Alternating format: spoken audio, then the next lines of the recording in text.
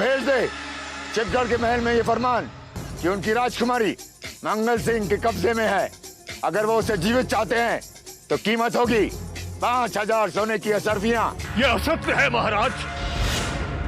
हम तो अपने मार्ग पर चले जा रहे थे, अनायास हमारी टक्कर इस शव से हो गई। इसका नीला शरीर देखिए महाराज, अवश्य से इच्छाधारी नागिन ने डसा है। मंगल वो आग है राजकुमारी, जिसमें पिघल कर फौलाद भी राख में बदल जाता है। अब तुझे उस राजकुमार को सदा सदा के लिए भूलना होगा, जिससे मिलने के लिए तू जंगल में भटक रही थी। युवराज, इस जंगल में इतनी जलती हुई मशालों के बीच ये किसका डेरा हो सकता है? हमें लगता है किसी काफिले का पड़ाव है। चलिए देखते हैं वो कौन है जो इस जंगल में डेरा डाले हुए है। चलिए।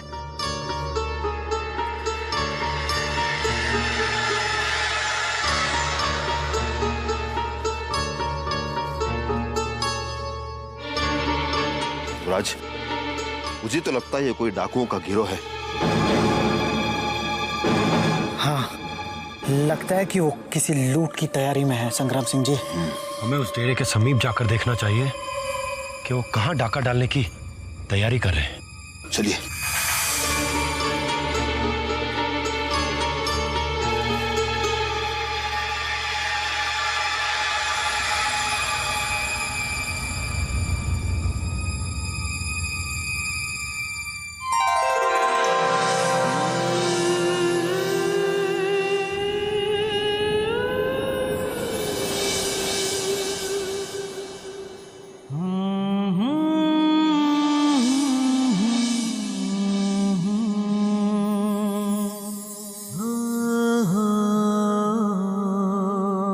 राजकुमारी किशोरी। धीरे बोले युवराज, राजकुमारी किशोरी डाकुओं के कब्जे में है।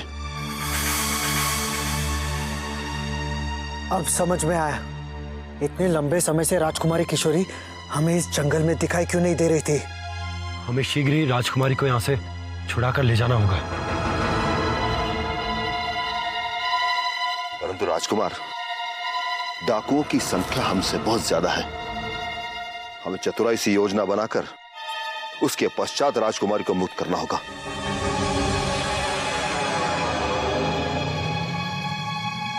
सरदार, जब से इस राजकुमारी को बंदी बनाया है, ये ना जल ग्रहण कर रही है ना अन्न।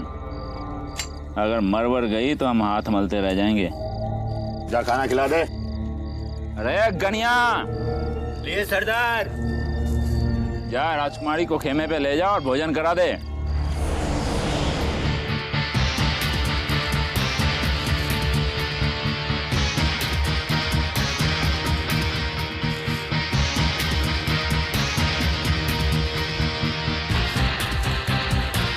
चलिए।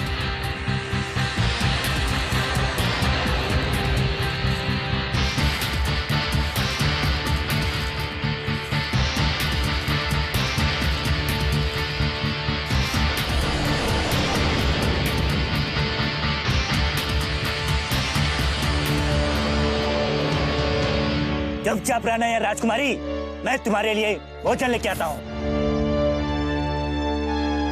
राजकुमारी खेमे में अकेली है। इसके पहले कि कोई डाकू वापस पहुंच जाए, हमें राजकुमारी किशोरी को मुक्त करना होगा। चलिए।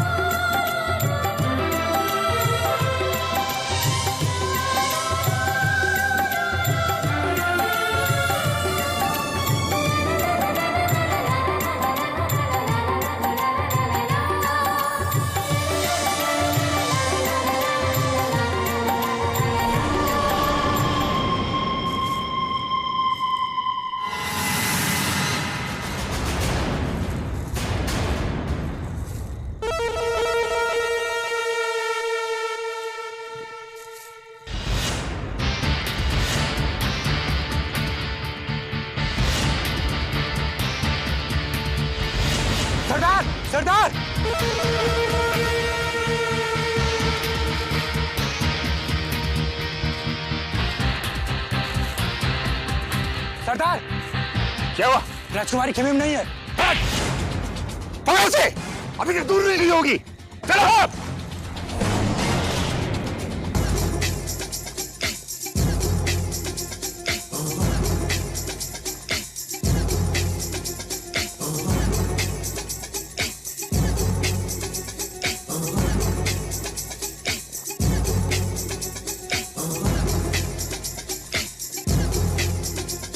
चूड़ियां पहन के पहन जाओ सब लोग, जो एक लड़की को नहीं संभाल सके।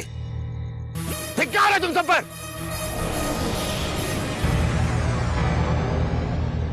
सरदार, वो राजकुमारी हमसे बच के जा नहीं सकती। आज हम उसे अवश्य ढूंढ लेंगे। खामोश! इस अंधेरे में उसे ढूंढना आसान नहीं।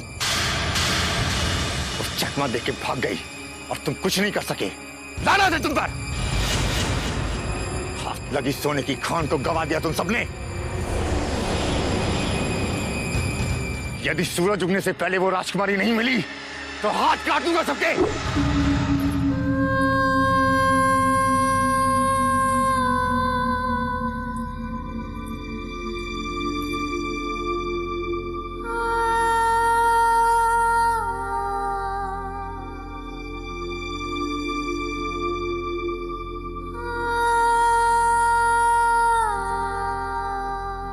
सरदार,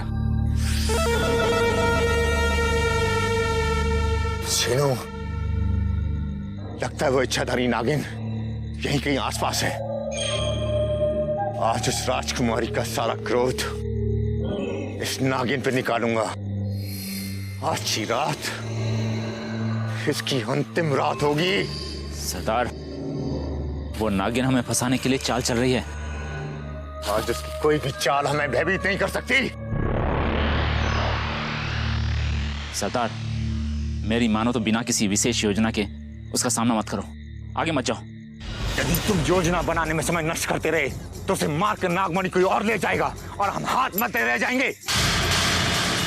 यदि तुम में और सभी साथियों में मौत का सामना करने का साहस नहीं तो लौट जाओ टेरे पर। और हम उस नागिन का फन कुचले बिना नहीं लौटेंगे। चलो।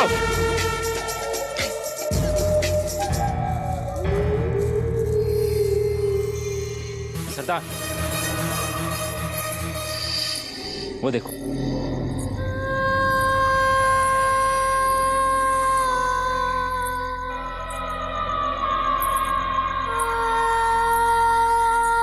तू वही इच्छाधारी नागिन है जो हमें पहले भी दिखाई दी थी। ये उस बार तो बच गई थी और इस बार इसके इतने टुकड़े करूंगा कि इसका नामो निशान मिट जाएगा।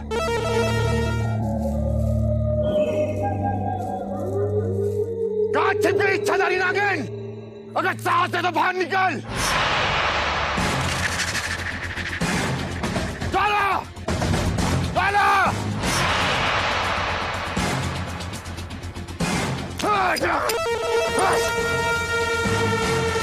उसमें इतना साहस नहीं कि वो तुम्हारा सामना कर सके, इसीलिए डरकर भाग गई है वो। मौत के सिकंजे से कब तक बचती रहेगी ज्वाला? तेरा भी वही हश्र होगा जो तेरे नाक का हुआ था। तेरी आंखों के सामने हमने तेरे जीवन का फन कुचला था। वो नागमणि हमें दे दे जिसकी वजह तेरे जीवन ने अपने प्राण गंवाए और तुझे विधवा होना पड़ा। अपने जीवन की मौत का बदला लेने के लिए ही तो मैं अभी तक जीवित हूँ हत्यारे। जिस तरह तूने मेरे जीवन को तड़पा तड़पा कर मारा था, मैं तुझे उससे भी अधिक दर्दनाक मौत देने यहाँ आई हूँ।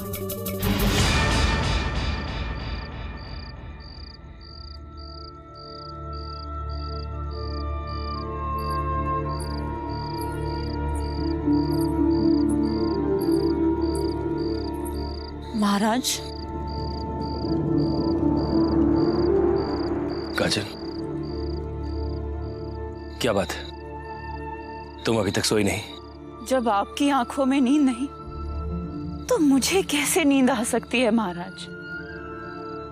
रात बहुत बीत चुकी है, अब आप विश्राम कीजिए। सुबह होते ही हमें चुनारगढ़ की ओर प्रस्थान करना है। हम चुनारगढ़ नहीं जाएंगे काजल, मगर तुम्हें जाने से नहीं रोकेंगे। सुबह होते ही तुम सैनिकों के साथ चली जाना और महारानी का ध्यान रखना। ये आप क्या कह रहे हैं महाराज?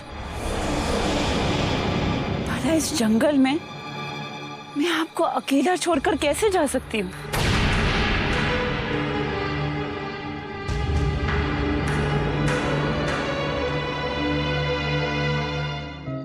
ये जंगल हमें अपना सा लगने लगा है।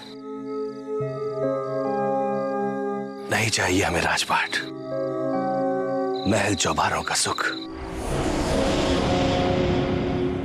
वो आवाज हमें बार बार बुलाती है,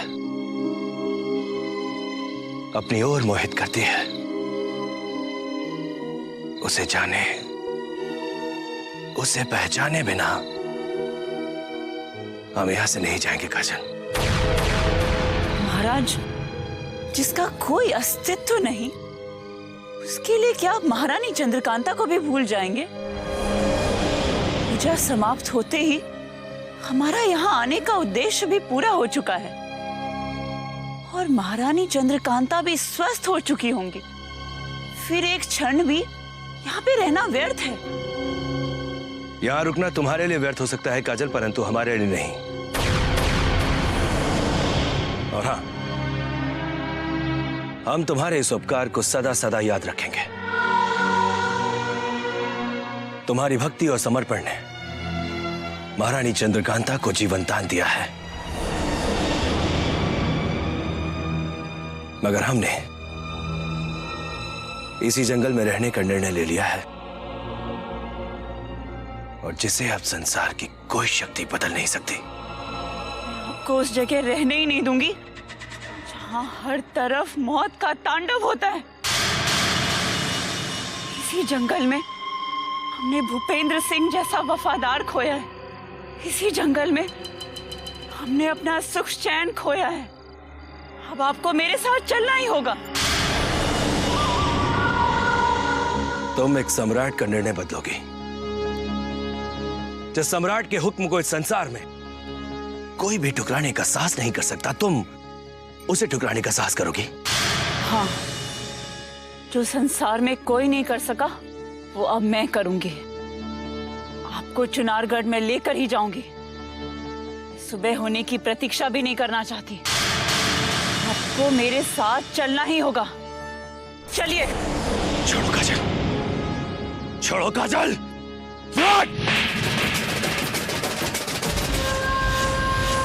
ज्वाला, ज्वाला, ज्वाला। इस थप्पड़ की गूंज मेरे कानों में तब तक गूंजती रहेगी वीरेंद्र सिंह, जब तक मेरी आंखें तुझे घुट घुट कर मरता हुआ नहीं देखेंगी।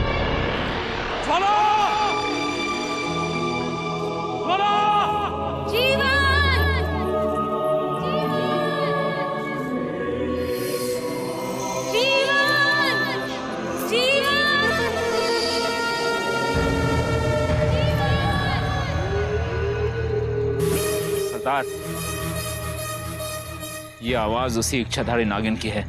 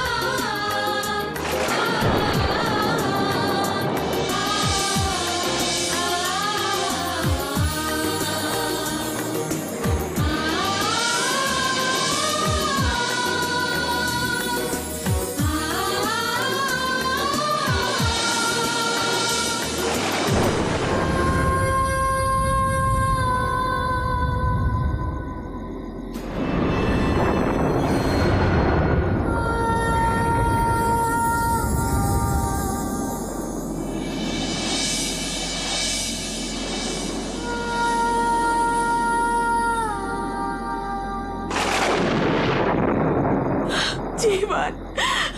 ज्वाला,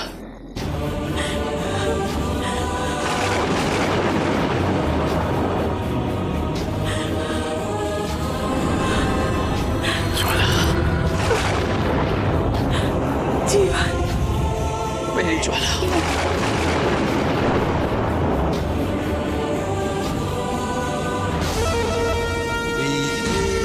युगों की है कथा, गौरवमय इतिहास की, ये अमर गाथा दिल के त्याग की और है बलिदान की।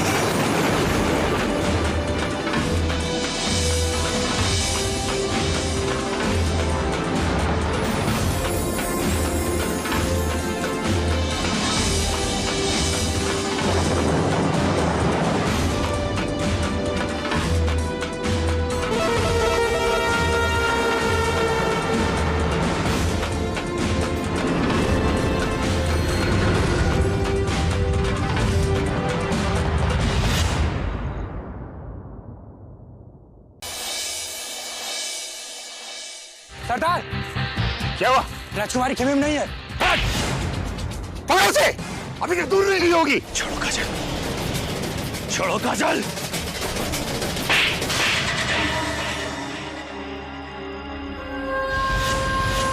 ज्वाला,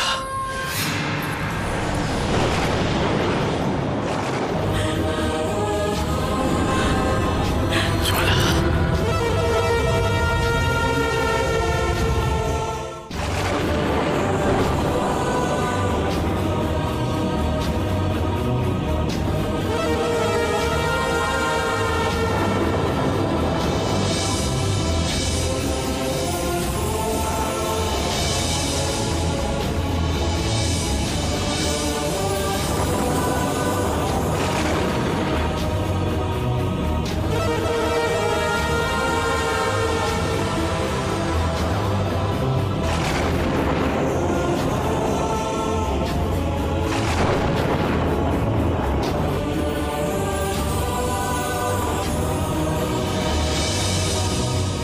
मेरे वर्षों की प्रतीक्षा का फल मुझे मिल ही गया जीवन। मैं जानती थी कि तुम एक दिन अवश्य लौट कर आओगे।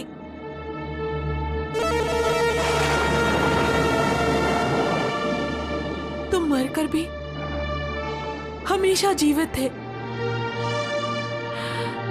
मेरा प्रेम अमर है जीवन, मेरा प्रेम अमर है।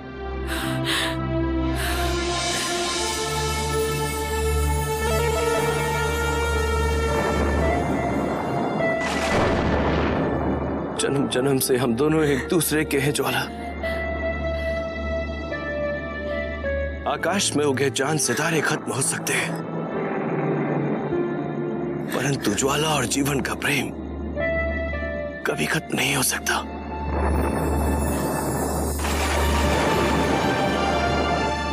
कभी नहीं। दुश्मनों ने मेरे शरीर को तो खत्म कर दिया था, मगर वो मेरी आत्मा को नहीं मार सके, क्योंकि उसमें तुम बसी हो ज्वाला।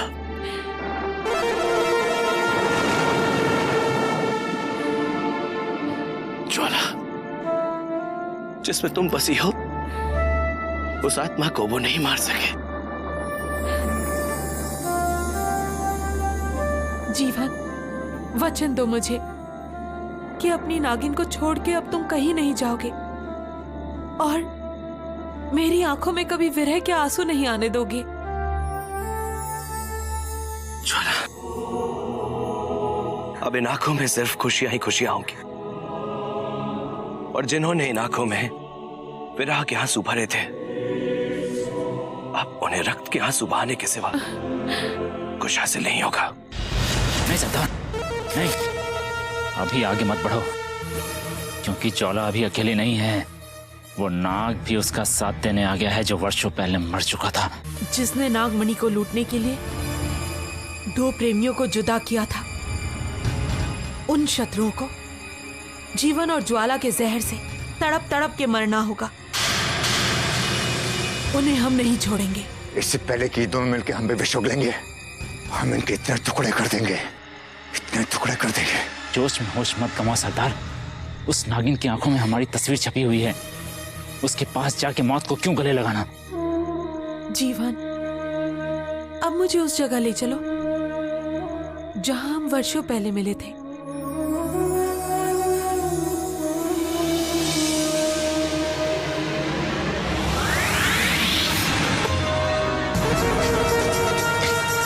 कहां चले गए दोनों? ढूंढो उन्हें। हेलो,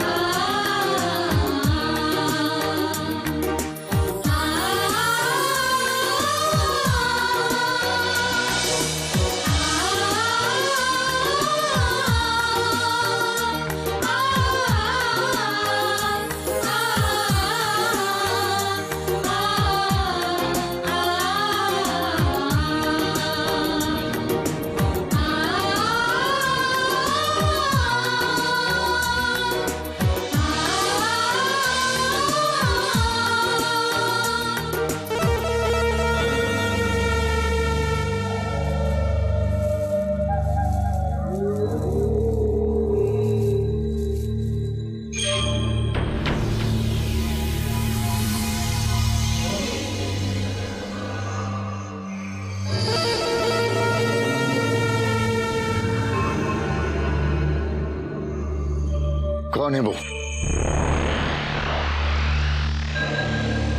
चलिए देखते हैं।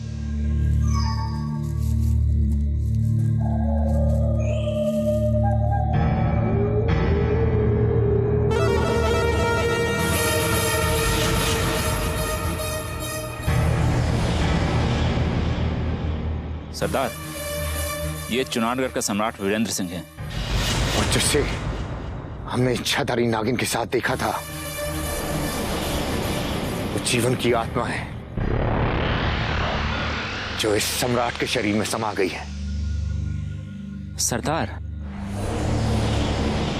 यानी कि जीवन की आत्मा जब वीरेंद्र सिंह के शरीर को छोड़कर निकलती है तो वीरेंद्र सिंह का निर्जीव शरीर जमीन पर गिर जाता है। लेकिन अब क्या होगा सरदार? किसी भी हथियार से आत्मा को तो मारा नहीं जा सकता। छेनू, यदि जीवन की आत्मा को किसी हथियार से नहीं मारा जा सकता तो हम अपनी चतुराई से उसे अपने वश में करेंगे। उठा लो इसके शरीर को और ले चलो। सरदार, इस निर्जीव शरीर का हम करेंगे क्या? ये हमारे किस काम का? वीरेंद्र सिंह को ढाल बनाकर जीवन की आत्मा को दर दर भटकने पे मजबूर कर देंगे हम। अब जीवन की वो आत्मा जीवन भर सम्राट के शरीर को तलाशती रहेगी, मगर उसे कोई सफलता नहीं मिलेगी। चलो साथियों, ले चलो इस शरीर को। अब उस इच्छाधारी नाग को वश में करने का अनोखा हथियार मिल गया है हमें।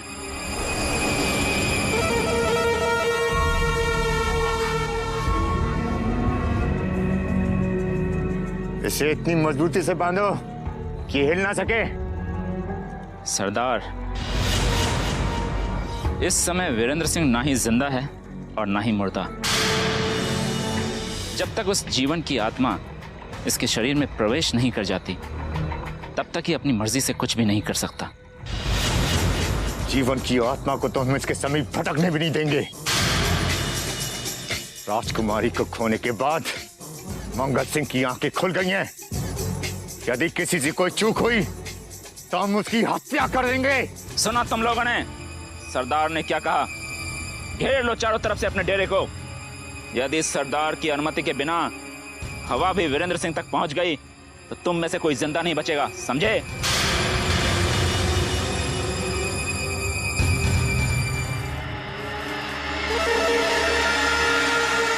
अपनी ज्वाला से मिलने की खुशी तब जीवन के लिए मातम में बदल जाएगी जब उसे पता चलेगा कि उसकी आत्मा का कवच किसी और के कब्जे में है।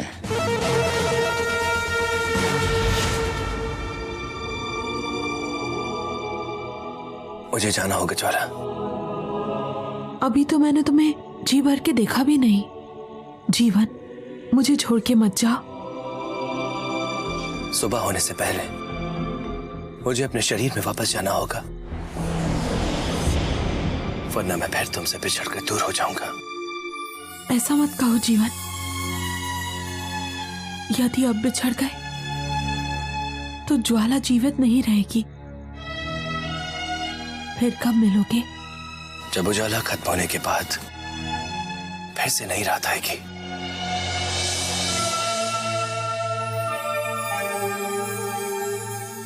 तुम्हें तुम्हारी ओर खिंचा चला आऊंगा ज्वाला। दिन में तुमसे ना मिलना मेरी व्यवस्था है, क्योंकि मैं एक आत्मा हूं। वो आत्मा जो तुम्हारी आत्मा से कभी दूर नहीं हो सकती।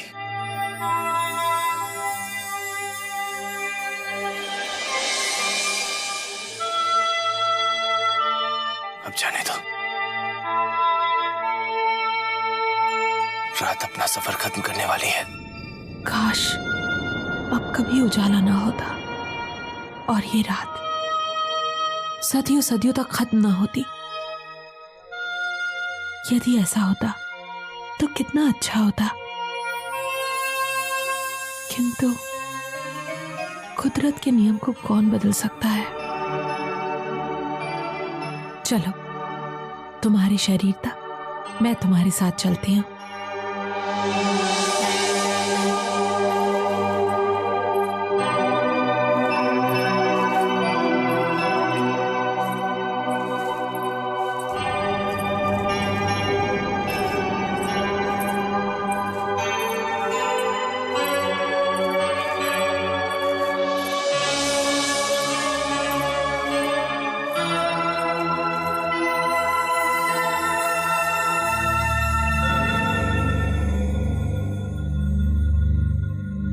वो जगह थी ज्वाला, यही वो जगह थी जहां हमने अपना शरीर छोड़ा था। कहां जा सकता है वो?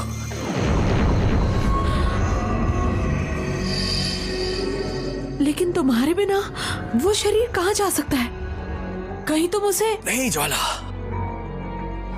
मुझे अच्छी तरह से याद है कि इसी जगह मैंने उस शरीर को छोड़ा था। ज्वाला, ढूंढो उसे। यदि उजाला हो गया तो अनर्थ हो जाएगा ज्वाला, अनर्थ। अवश्य दुश्मनों के षड्यंत्र आरंभ हो चुके हैं ज्वाला, क्योंकि बिना मेरी आत्मा के उजाला होने से पहले वो शरीर अपने डेरे तक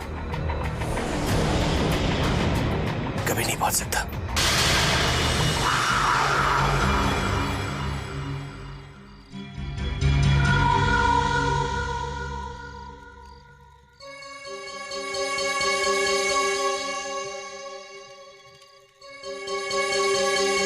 काजल,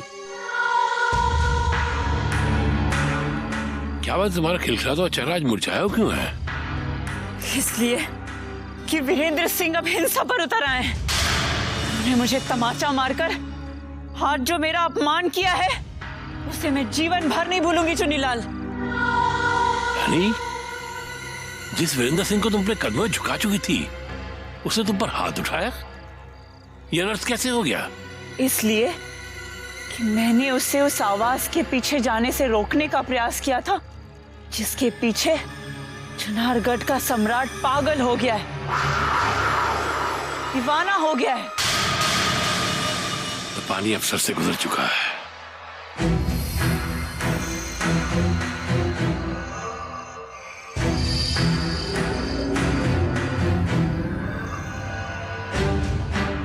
मैं हार गई हूं चुन्नीलाल। हर रात वीरेंद्र सिंह उस आवाज के पीछे न जाने कहां चला जाता है और सुबह होते ही वापस लौट आता है। अब वो मेरे नहीं उसके वश में हो चुका है, जो रात के अंधकार में उसे खींचने के लिए गीत गाती है, गुनगुनाती है। किस्मत भी हमारे साथ अजीब खेल खेल रही है। मां चंद्रकांता महल में लौट आई है। यदि तुम्हारी तंत्र पूजा पूरी हो गई होती तो कभी सही सलामत महल में नहीं लौट सकती थी वो। तो क्या आप इसका दोषी भी मुझे समझ रहे चुन्नीलाल? मैंने तो अपने प्राण तक संकट में डाल दिए।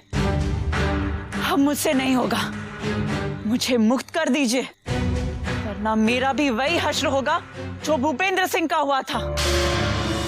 भूपेंद्र सिंह? क्या भूपेंद्र सिंह को? महाराज के भीतर छिपे नाग ने उसे भी डस लिया। मैं वापस जाना चाहती हूँ चुन्नीलाल, वरना वीरेंद्र सिंह मेरी भी हत्या कर देगा। घबरावत काजल, तुम्हें कुछ नहीं होगा। मैं अब लौट आया हूं ना, बस ये बता दो वीरेंद्र सिंह कहाँ है?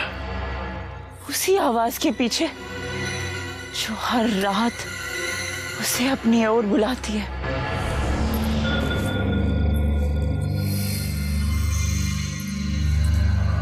कहाँ चला क्या वीरेंद्र सिंह का शरीर? कहाँ चला क्या वीरेंद्र सिंह का शरीर? कहीं उन्हीं शत्रुओं की तो चाल नहीं जिन्होंने तुम्हारी हत्या की थी?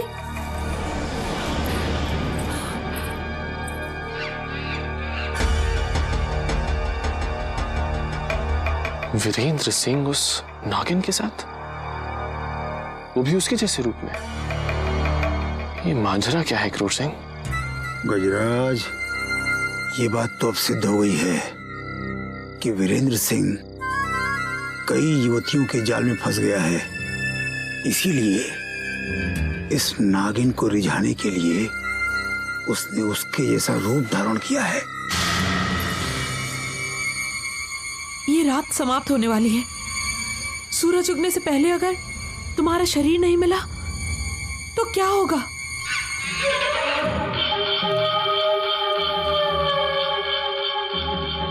मुझे बहुत डर लग रहा है जीवन।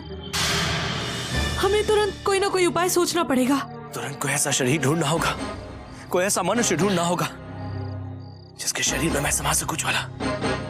इस जंगल में अनेक मनुष्य घूम रहे हैं, ढूंढने पर हमें अवश्य कोई मनुष्य मिल जाएगा। हाँ चलो। ये क्या रहस्य है गजराज? हम कुछ समझ नहीं पा रहे हैं। आखिर वीरेंद्र सिंह को किसी मानव शरीर की आवश्यकता क्यों पड़ गई है? हमें अपने शत्रु के बारे में इतना सोच सोच कर चिंतित होने की कोई आवश्यकता नहीं है क्रूर सिंह। हमें तो केवल राजकुमारी किशोरी के बारे में सोचना चाहिए। समझ नहीं आ रहा कि ये नागिन राजकुमारी किशोरी को हमसे मुक्त कराकर ले कहां गई।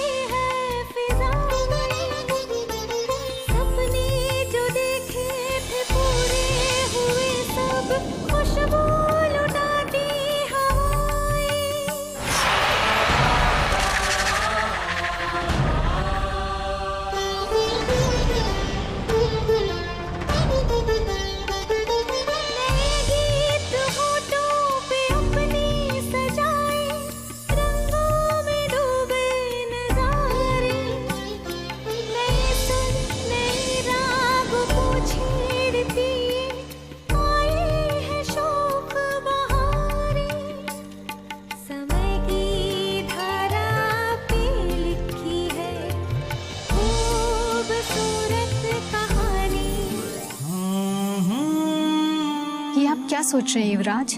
यही कि कितनी महान हो तुम, कितना निश्चल प्रेम है तुम्हारा, जो तुम सब कुछ छोड़कर हमारे लिए और हमारी माताश्री पर आए संकट की सूचना देने के लिए इन भयानक जंगलों में आ गई। जिससे हमने देवता मानकर अपने मन मंदिर में बसाया है, बस उसी को पूजने की इच्छा हमें यहाँ तक खींच लाई है युवराज। किंतु हम उस जगह वापस कभी नहीं जाना चाहते जहां हमें घुटन होती है, जहां हमारे अपने हमारे शत्रु हैं। मनुष्य ही मनुष्य। किसी एक मनुष्य के शरीर में मुझे प्रवेश करना होगा ज्वाला। सूरज उगने वाला है। तो जा, तुम उनमें से किसी एक को चुन लो और उसमें समा जाओ। परंतु जब तक ये सब एक साथ हैं, मैं उनके समीप भी नहीं जा सकता। उन्हें अलग करना होगा ज्वाला। तो मैं उन्हें अलग करती हूँ। तुम तैयार रहो जीवन।